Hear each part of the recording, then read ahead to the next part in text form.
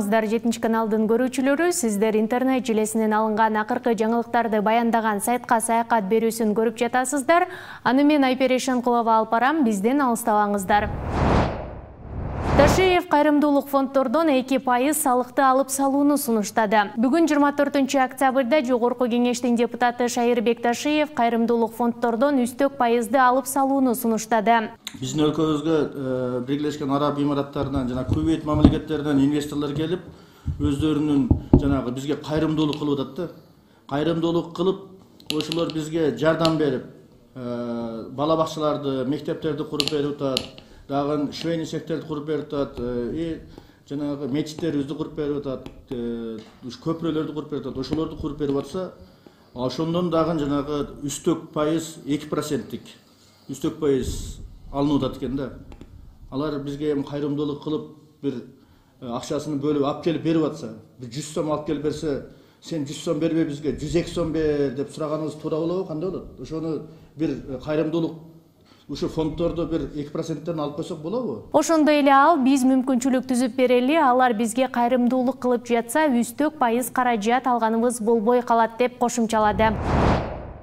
Бишкектин чогуу ортосундагы Ожак кебаб кафеси буздурулуп жатат. Бишкек мэриясы шаардын чогуу ортосундагы Ожак кебаб кафесинин жеңил конструкция менен тургузулган курулушун буздуруп жатат. Имарат Чүй проспектиси менен Шопоков көчөсүнүн кесилишинде жайгашкан. Буздуруу ишин вице-мэр Нурдан Орунтаев жетектөөдө. Мэрия курулуш мыйзамсыз тургузулганын билдирди. Свердлов райондук прокуратурасынын чечими менен муниципалдык жерди колдонуу келишими жокко чыгарылды.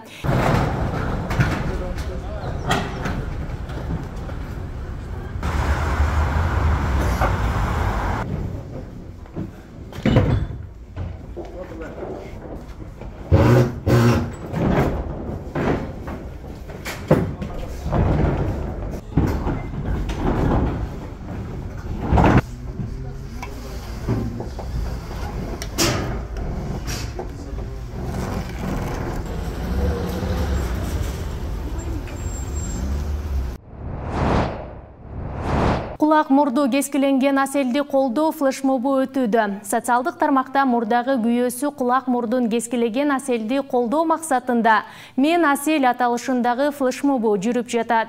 Анда кыз келиндер мурдун жана кулагын күйөөсү бычак менен кескилеген Асел Ногойбаевага колдоосун билдирүүдө. Белгилей кетсек, 29 октябрь күнү Новотель Бишкек центр мейманканасында кайрымдуулук кечеси өтөт. Андан түшкөн каражат Асел Ногойбаевага операция жасоого жумшалат.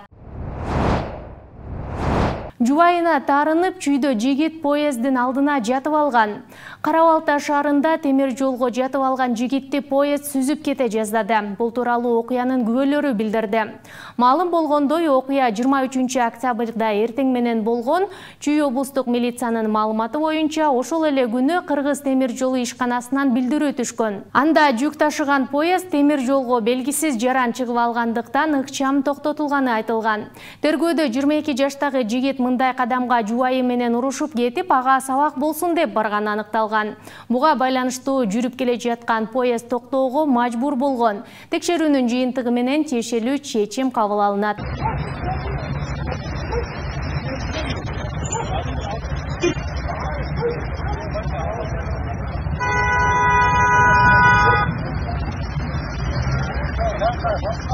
Мына, короче, могу бала поезд астына жатып алып.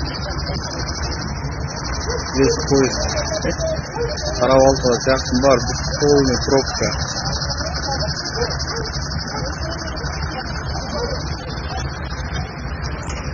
Бар астар. Шокко бар экен.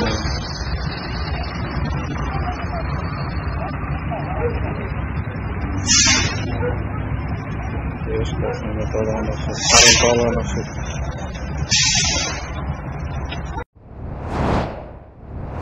Гипермаркеттин кассасынан акча уурдаган жигит видео байкоого түшүп калган. Бишкекте 27 жаштагы жигит шаардагы дүкөндөрдүн биринин кассасынан акча уурдоого шектелип кармалды. Бул тууралуу Октябрь райондук милициясынан билдиришти. Маалыматка караганда 14-октябрда болжол менен саат 16:20 белгисиз жаран Юнусалиев көчөсүндө жайгашкан гипермаркеттин кассасынан 45.800 сом уурдап кеткен. Бул окуя боюнча милицияга арыз жазылган. Аталган факт каттоого алынып, кылмыш жаза кодексинин 205-беренеси боюнча кылмыш иши козголгон. Мээрим Жуманазарова Меккеге барды. Токио 2020 жайкы Олимпиада оюндарынын коло байгесинин ээси белгилүү кыргыз балбаны Мээрим Жуманазарова Меккеге барды. Ал Меккеде жүргөн сүрөттөрү менен социалдык тармактардагы баракчасында бөлүштү. Кээде башыңды жөлөп, ыйлаганга ийин таппай каласың, бирок башыңды ийип, көз жашыңды агызууга жериң бар деп жазган Жуманазарова.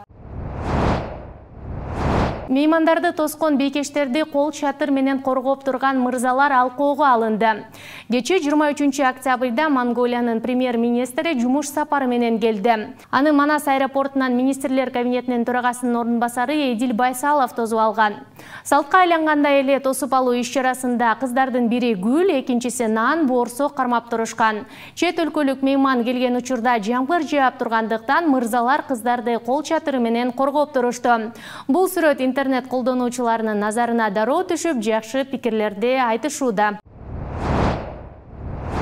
АКШда 150дөн ашын унаа кагылышып 7 киши набыт болду. Луизианада ири кырсык болду. Көпүрөдө 158 унаа кагылышып, кеминде 7 киши набыт болгонун CNN телеканалы маалымдады. Жаңы Орлеан шаарынын жанындагы кырсык тумандан улам болушу мүмкүн. Учурда 7 адам каза болуп, 25 адам ар кандай деңгээлдеги жаракат алып, ооруканаларга жеткирилгени белгилүү болду.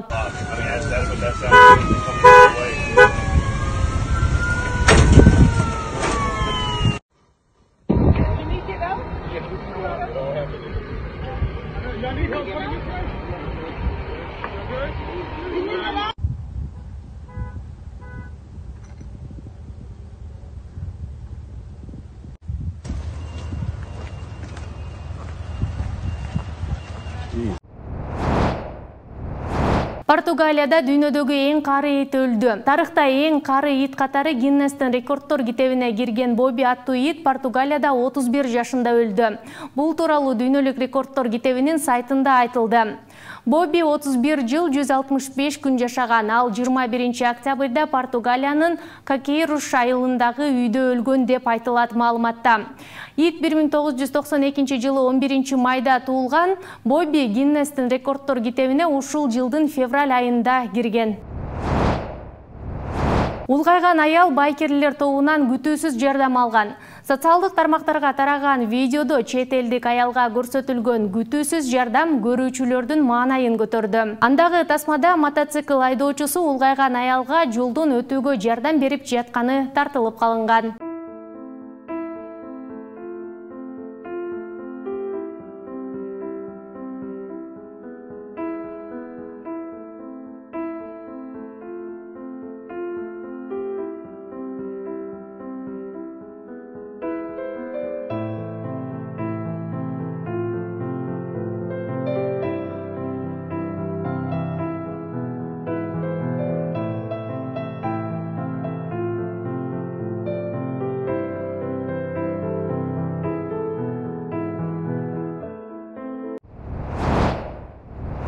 Кеминдеги ак илбирс, карышкыр, жапайы жаныбарлардын сүрөт видеолору. Бүткүл дүйнөлүк ак илбирсти коргоо күнүнө карата журналисттер Кемин районундагы жапайы жаныбарларды реабилитациялаган сулуу теректеги борборго барып келишти.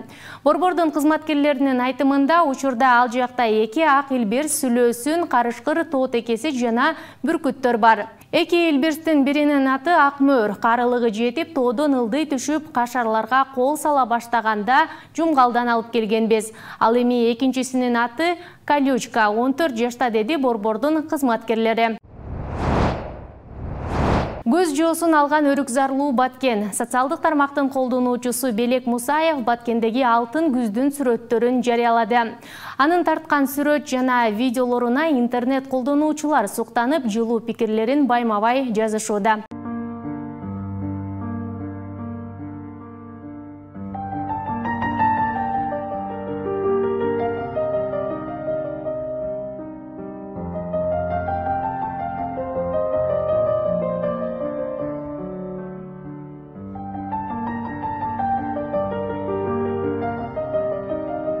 Интернет желесинде мына ушундай жаңылыктар болду. Эске сала кетсек, жогоруда айтылган жаңылыктар 7 каналдын көз карашын билдирбейт.